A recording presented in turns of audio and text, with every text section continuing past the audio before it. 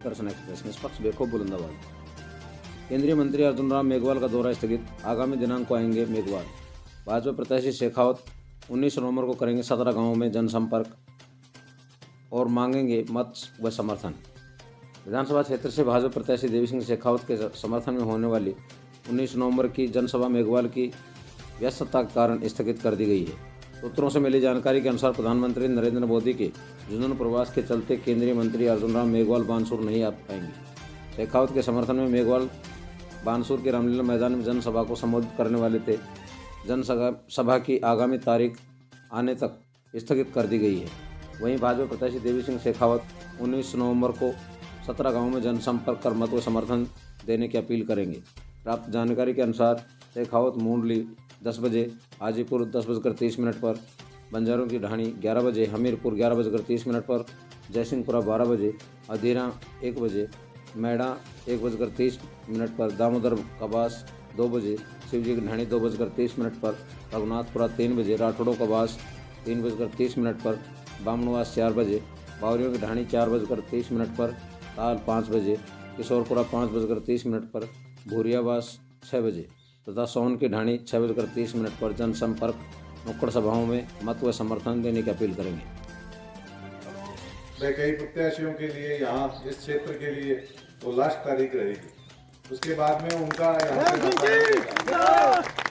हमारे तो बुजुर्ग आपके बुजुर्गों के साथ, हम आपके साथ हैं और हमारे बच्चे आपके बच्चों के साथ रहेंगे। 7 पीढ़ी का नाता है। कोई चुनाव के लिए तो हमने या कोई वो बनाया नहीं आईडी लेटर। हमारे बुजुर्गों ने जागो से निकलाओगे तो 700 साल 500 साल का रिकॉर्ड निकलेगा। तो हमारा आप सबके प्रति आग्रह केवल ये करना है कि हमारी राजनीति जाति पाति की राजनीति नहीं, हमारा सबका विकास करना है। 36 कौम है, जैसे शरीर में सारे अंगों का अपना महत्व है, ऐसे सारी जातियों का अपना महत्व है। और हमारे जिन ऋषियों मुनियों ने ये प्रणाली बनाई, जातियां बनाई या जो भी किया, वो इसलिए किया कि आदमी सुख सुविधा से शांतिपूर्वक रह सके। और इतना सिस्टमेटिक काम पूरे वर्ल्ड में शायद ही कहीं होगा कि वहाँ रिकॉर्ड आपको 20 पीढ़ी का बताते। अपने वो पंडा जी बता देते हैं वहाँ जाते हो तो आपको दादाजी के लिए वो आया, परदादा के लिए वो आया, इसके लिए ये आया। जागा जी गांव में आता है, वो बता देता है साहब कितनी पीढ़ियां हो गई, आप कितनी पीढ़ियों से यहाँ हो, किसके कितने बच्चे हो गए। इतनी प्रमाणिकता उस समय में, उस सोच को मुझे सलाम करना चाहिए। ऐसी व्यवस्था पूरे विश्व में कहीं भी नहीं। ऐसी व्यवस्था में हमें इसलिए डाला कि भाई एक जैसा खान पान, एक जैसा रहन सहन, एक जैसा कार्य, एक जैसा व्यवहार, एक जैसा लेन देन करने वाले समूह में रहे। फिर उनका नाम जातियां पड़ गई। और इस भारतीय लोकतंत्र का सबसे बड़ा दुर्भाग्य है कि हमारा लोकतंत्र में अगर सबसे बड़ा कोई दोष है तो जाति व्यवस्था आ गई भारतीय लोकतंत्र में। और फिर भी हमारा देश है, शिक्षित है, आगे है, पूरे विश्व में आगे बढ़ रहा है। अगर ये जाति व्यवस्था इतनी मजबूत होती तो देश के प्रधानमंत्री मोदी जी कभी नहीं बनते। वो कोई जाति से नहीं बने, वो संगठन से बने हैं, लोगों के सहयोग से बने हैं, अपनी प्रतिभा से बने हैं, अपनी मेहनत से बने हैं।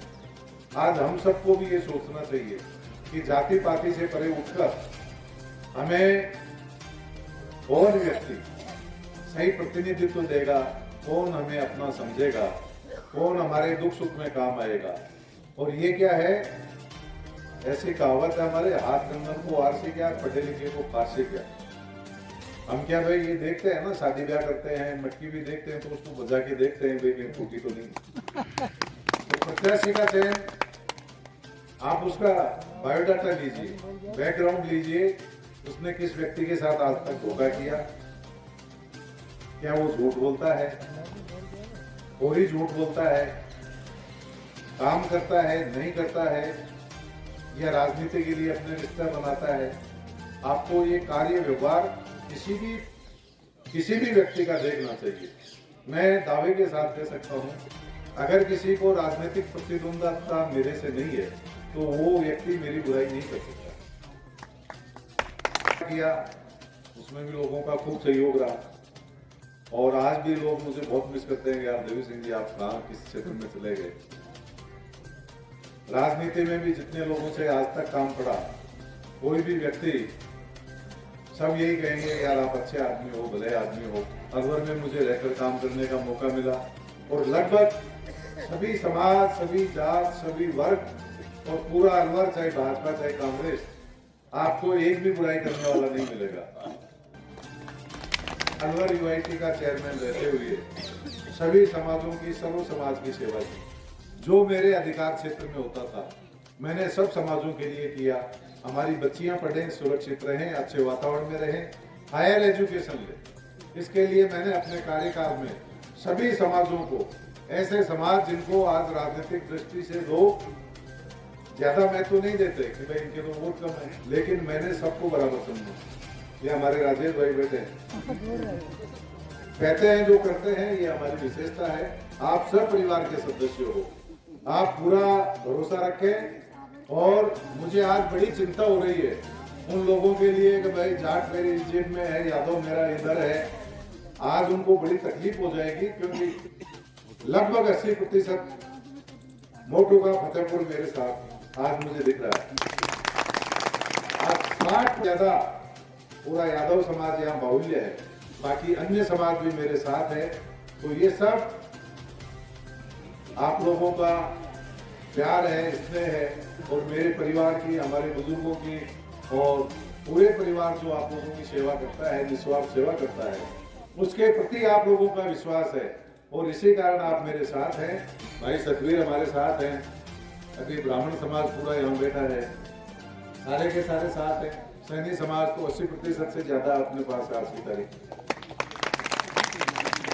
अन्य प्रत्याशी हैं, आप अगर देखेंगे तो उनको कोई महत्व नहीं मिल रहा है। शकुंतला जी रावत का जो वोट बैंक था, उनका स्वयं का समाज भी आधा उनसे रूप। और हमारे धनश्रीराम जी जैसे वकील साहब, हमारे मुन्नालाल जी जैसे पुराने कांग्रेसी, हमारे भाई सावंत जी रावत साहब जैसे पुराने कांग्रेसी और अपने समाज के मुख्य व्यक्ति आज उनकी कार्य प्रणाली से तौबा कर चुके हैं और उनकी जो कथनी और करनी में फर्क आया, उस कारण से आज ये हमारे साथ खड़े हैं। लेकिन मैं आप सबको 36 कौम को विश्वास दिलाता हूँ, मैं आप सबके लिए सदैव उपलब्ध रहूंगा और जो भी वाजिब काम होगा वो सदैव करेंगे। आपकी उम्मीदों को खरा उतरेंगे। 4 घंटे के लेट होने के बावजूद भी आप यहाँ इतनी बड़ी संख्या में हैं, इसके लिए मैं आपसे माफी भी चाहता हूँ और आपको धन्यवाद भी देता हूँ। ऐसा ही स्नेह आप आगे बनाए रखें। धन्यवाद।